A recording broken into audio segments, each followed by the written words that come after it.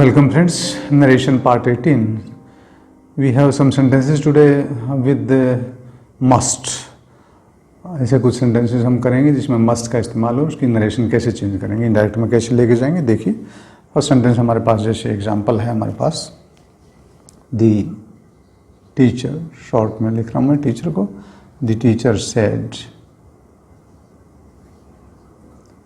one must obey one's elders, right.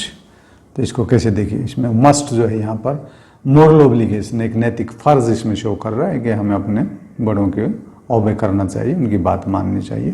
तो ये moral नैतिक फर्ज है, इसलिए इसका मस्ट का मीनिंग यहाँ पर. तो इसमें कोई चेंज नहीं करेंगे हम. जैसे द टीचर सेड को किस में बोला, यहाँ पर एक एडवाइस दी जा रही है, right. The teacher advised, said को हमने किस में कन्वर्ट कर दिया. इसका जो कॉन्टेक्स्ट था ये बता रहा है कि यहाँ पर उपदेश नसीहत दी जा रही है, इसलिए हमने क्या लिख दिया, एडवाइज्ड, कॉमा की जगह. उसी तरह से कंजंक्शन दैट. अब ये थर्ड पर्सन है. One must obey, no change, once elders, simple, right. Clear. Said को किस में कन्वर्ट कर दिया, एडवाइज्ड में कॉमा की जगह दैट. और मस्ट को मस्ट ही रखा हमने यहाँ पर क्योंकि मॉरल ऑब्लिगेशन थी. दूसरा यूज देख लीजिए मस्ट का, जहाँ पर मॉरल ऑब्लिगेशन ना हो करके एक नेसेसिटी बाय लॉ है, कानून की नज़र में ज़रूरी है. जैसे सेंटेंस द पुलिस से, right, one must keep to the left, right. ये सेंटेंस है. देख लीजिए थोड़ा सा यहाँ पर ये भी बात समझने की, ये पुलिस जो ही हमेशा प्लूरल वर्ब लेता है, सिंगुलर वर्ब नहीं लेता, क्योंकि ये प्लूरल होता है, इसका कोई सिंगुलर नहीं होता. पुलिस का कोई सिंगुलर नहीं होता, ये कलेक्शन होता है, वह अपने आप में प्लूरल होता है. तो इस सिंगुलर वर्ब यहाँ पर प्लूरल वर्ब ले रहा है, राइट. ये प्लूरल है इसलिए प्लूरल वर्ब. अगर ये सिंगुलर होता तो सिंगुलर वर्ब लेता है. अगर इसको सिंगुलर मान ली, इसकी जगह कांस्टेबल होता तो सेज आ जाता है. पुलिस की जगह कांस्टेबल हो जाता है, सोल्जर होता तो सेज आ जाता है, राइट. क्लियर, समझ लीजिए इस बात को. ये प्लूरल सब्जेक्ट है, प्लूरल नाउन है, राइट. तो ये प्लूरल ही वर्ब लिए हुए हैं. अगर ये सिंगुलर होता तो सिंगुलर वर्ब लेता, उसके साथ ऐसी ही ऐसा आ जाता, राइट. द पुलिस से, टेंस नहीं चेंज करेंगे, कॉमा की जगह क्या है, दैट. अब वन उसी तरह से थर्ड पर्सन है और मस्ट का मस्ट रहेगा. One must keep to the left. समझ लीजिए क्या कहना चाह रहे हैं हम यहाँ पर कि मस्ट में कोई चेंज नहीं आ रही, क्योंकि ये एक लीगली ज़रूरी है हमारे लिए, कंपल्सन है कि हमें ऐसा करना है. इससे पहले सेंटेंस में हमने क्या देखा था, मोरल ऑब्लिगेशन था. यहाँ पर ऑब्लिगेशन बाय लॉ है, कानून की नज़रों में ऑब्लिगेशन, तो ये कोई चेंज नहीं होगा. थर्ड सेंटेंस का मस्ट का अगला एक और शेड होती है मस्ट की. जैसे कोई जनरल में हमारी कोई जिम्मेदारी बनती है, वहाँ पर हम क्या करेंगे इसका मस्ट का. देखिए कोई नॉर्मल नेसेसिटी जैसे हमारे लिए ज़रूरी है कुछ काम हमारे पर्सनल लाइफ के लिए, तो जैसे देखिए he said I must go at once.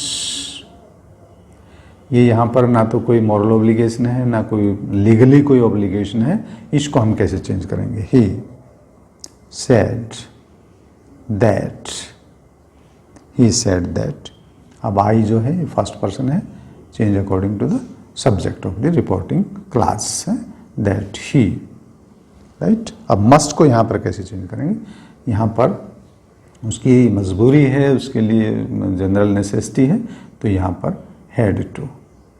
समझ लीजिए इस तरह के सेंटेंस में हम मस्ट को किस में चेंज कर देते हैं, had to go at once, right. समझ लीजिए इसको.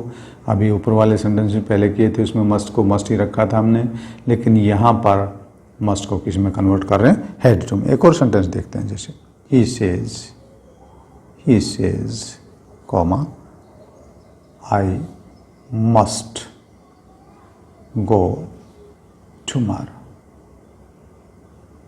अब फ्यूचर टेंस आ गया, यहाँ पर फ्यूचर टेंस आ गया, तो इसको कैसे कन्वर्ट करेंगे? He says that, he says that, I को किस में कन्वर्ट कर देंगे? According to the subject of the reporting class. He has to, he has to या विल हैव टू। अगर फ्यूचर में बात कर रहे हैं, टुमारो को देखते हैं, टुमारो के कॉन्टेक्स्ट में देखते हैं तो विल हैव टू, या प्रेजेंट में अगर प्रेजेंट है तो प्रेजेंट टेंस के लिए यहाँ पर has to, he has to या will have to go tomorrow. समझ लीजिए थोड़ा सा इस बात को। यहाँ पर मस्ट को हमने किस में चेंज कर दिया? हैज टू में या विल हैव टू में। अगर टुमारो देखते हैं तो विल हैव टू, इसको प्रेजेंट में भी लिखा जा सकता है, राइट। ये नियर फ्यूचर का कोई सर्टन प्रोग्राम है तो इसलिए इसको विल हैव टू या हैज टू में प्रेजेंट में भी लिख सकते हैं और फ्यूचर में भी लिख सकते हैं। तो इसमें मस्ट को हमने किस में चेंज? विल हैव टू या हैज टू में। ये थी कुछ शेड्स मस्ट की हमने देखी। 3 shade I, moral obligation, obligation by law and obligation necessity compulsion थी। नेक्स्ट हम देख सकते हैं, जैसे एक सेंटेंस इसमें आ जाते हैं कई बार मस्ट की जगह नेगेटिव में आ जाते हैं, और उसमें हमें देखने को क्या मिलता है? मस्टंट या नीडंट, राइट। इसके एग्जांपल देखते हैं। सपोज हमारे पास इस सेंटेंस है, he said to her, he said to her, right, he said to her, you mustn't tell anyone, right।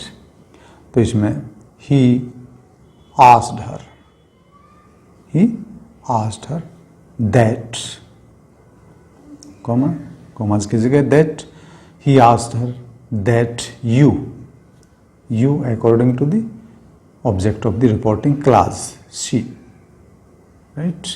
she क्यों लगाया यहाँ पर? समझ लीजिए, पहले भी बातें करते रहे हम। you का नॉमिनेटिव जो फॉर्म है वो, हर की नॉमिनेटिव फॉर्म क्या है यहाँ पर? she।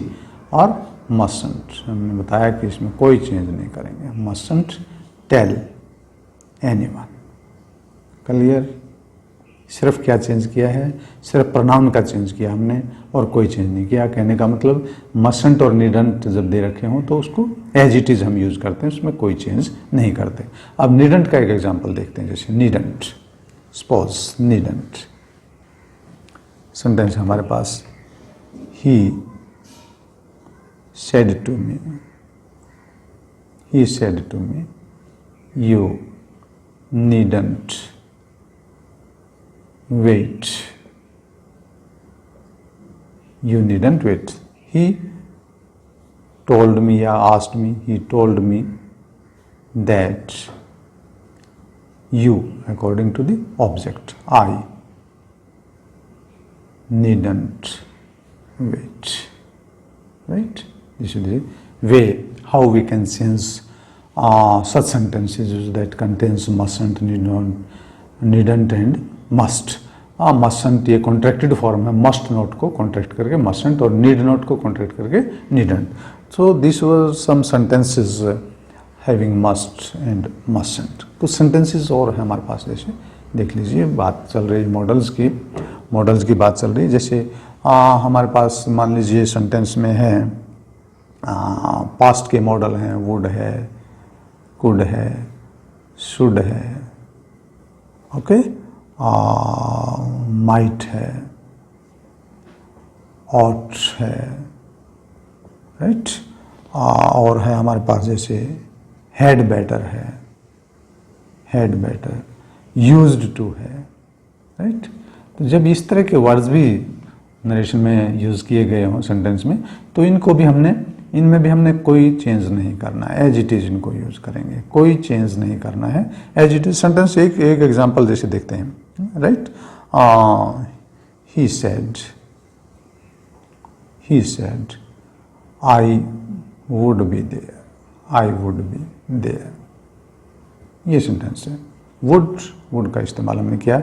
He said that, very simple.